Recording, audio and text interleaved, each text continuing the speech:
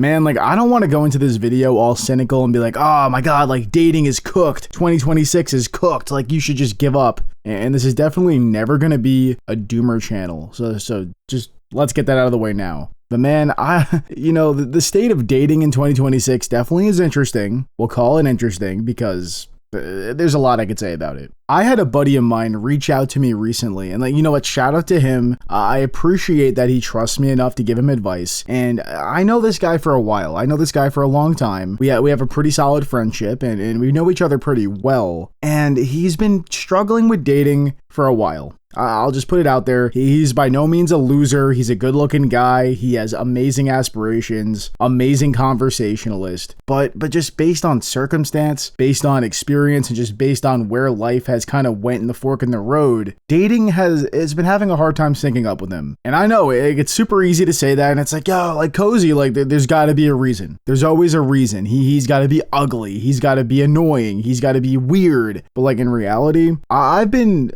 dating pretty consistently for all of my adult life, and I'm sitting here in a very, very committed, happy relationship. I would gladly trade a lot of aspects of my personality and my looks and my situation with his. So I don't think it's that. And what's crazy is we actually have unrefutable evidence that it's actually true. Like it's not about the way he looks. It's not about his aspirations. It's not about any of that stuff. None of the surface level stuff. It actually got really weird, really interesting, but let me just go ahead and get into it. He hit me up for advice, and you know what? Like, he does this from time to time, and I appreciate it, and I always try to hear him out, and I try to give him my time. I guess I'm known as like the therapist among my friends. I have no idea. Maybe it's because I make YouTube videos about it. But like, bro hits me up, and he says, dude, like, hey, you want to see something crazy? Like, just take a look at this. He hit up a bunch of girls. Now, let me go ahead and just rewind a little bit. He has been consistently dating on dating apps for actually months, like for a very, very long time here. And he's got great batting odds. Like, he's getting dates every weekend, like seemingly every weekend. It's going super well for him, and he's having a good time on these dates. But when it comes to the end of the date or the following days after a date, and it's like, oh, like, you want to go on another date? You want to go on date 2? All the girls hit him with like the HR response of being like, hey, it's been great getting to know you. It's been so fun. What an amazing date. But I'm just not really feeling a spark.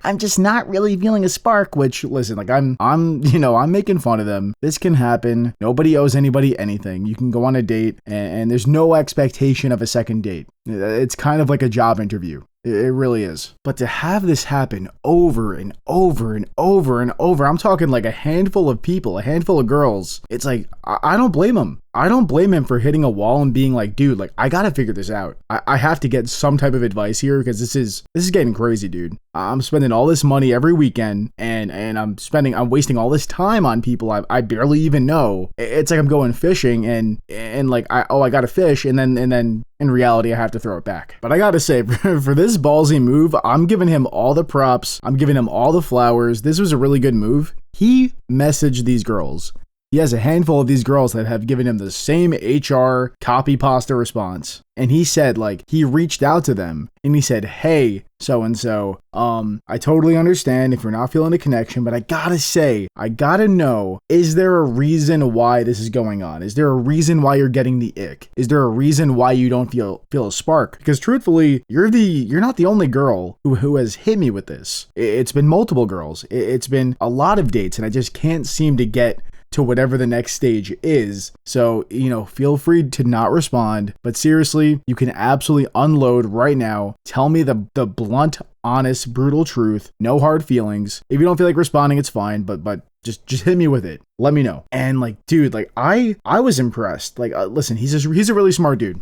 He's a great dude, stand-up dude. I would absolutely give him my vote of confidence in a lot of things. But that takes a lot of balls. I don't even know if I would do that. And I'm a fairly confident guy, but like, you're really hitting up all these girls and saying like, listen, I get it. No hard feelings. We had a good time, but whatever, there's not a spark. What is it then? What's the thing? Let me know. I'm trying to get better here. I'm trying to be a better person. This isn't about ego. This is about, I actually want to be a better guy. And man, like, I was impressed. I was really impressed. He laid it all on the line because it's a true, genuine display of wanting to get better. It's no ego. And that's hard to do, man. Like, when you get rejected, when you get ghosted, or you get that HR response from a girl, it's hard to come at it from an objective standpoint and think like, oh, you know what? I'm thinking in her shoes. If there was a girl who I just felt like there was no spark, I'm not going to waste my time. And that's exactly what they're doing back to him. That doesn't mean he deserves it, but it's a good world we live in where people can choose who they want. But you see, I think that's exactly where the problem is too, because he is what these girls want. He hit them up when he said that and they got back to him. They all said the exact same thing. I'm not joking. It's almost like he was texting the same person 3 times. And they said like, hey, the date was great and you have a lot going for you and your career is good. You're attractive. You're fun to talk to. But that's the problem. You have all these good things going on for you. You're a total green flag in every way,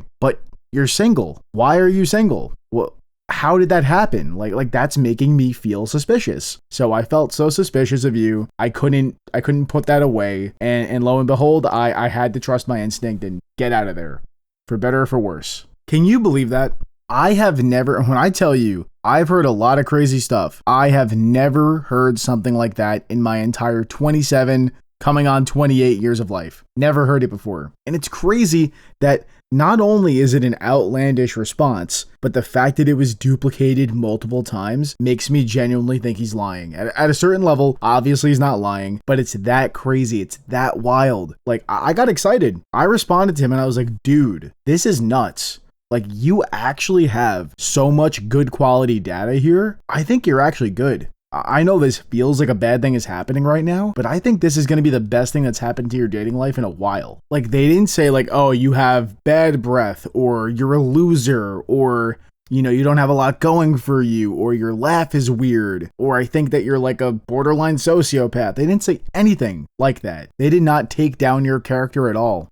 In fact, the negative thing is that they think it's suspicious that you were single because you're such a great guy. That is taking on dating from such a good position. Like, the on-ramp that you have to the next relationship it's accelerated. It's like when you're in Mario Kart and you hit the arrows that boost you forward. Like that's what I'm picturing right now, because it's so, the bad thing is a good thing. It's like a job interview. I'm telling you, like when you're on a job interview and they ask you like, okay, what's one of your weaknesses? Yeah, I'm just too dateable that people think it's too good to be true. Like that is nuts to me. I don't know. I'm definitely dragging it a little bit, but like, man, like I wish all the relationship problems I hear were like this. And of course, that's not to minimize problems like this, because I totally understand that it's frustrating, but truly, you're in a good spot and you're in a better spot than you think. So of course, I've never seen this before. I can't really replicate any good advice that I've given in the past on this, but to me, this is reeking of, they want more info. They want more clarification. They want to know, like, why are you single? Give me a good, compelling reason. And like, it's a genuine reason, for whatever the reason might be. It could be like, oh, like it's the location I'm in. Oh, maybe it's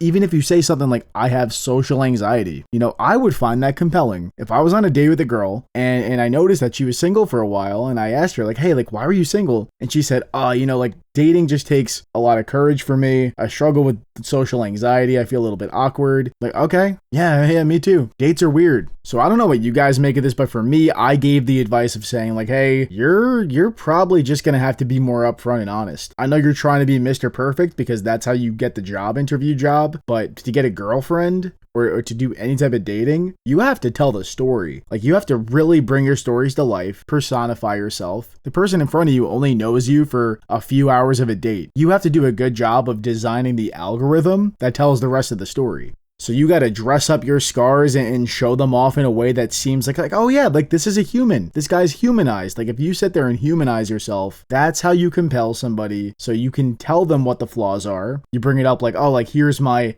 3 out of 10 flaw. Oh boy. So that they don't think it's like a 10 out of 10 in their head and let their ideas run, because that's what happens. If you don't give somebody the full story, if you don't take the time to pick up the mic and say, here I am, this is my establishing shot, their mind's gonna run wild. And you don't want to lose control over the picture that they're painting of you in your head. That leads to ghosting. That leads to people making mistakes and stifling potential. It's just human nature. So get ahead of it. Put all yourself out there. Sure, some people might judge you. Some people might think you're weird.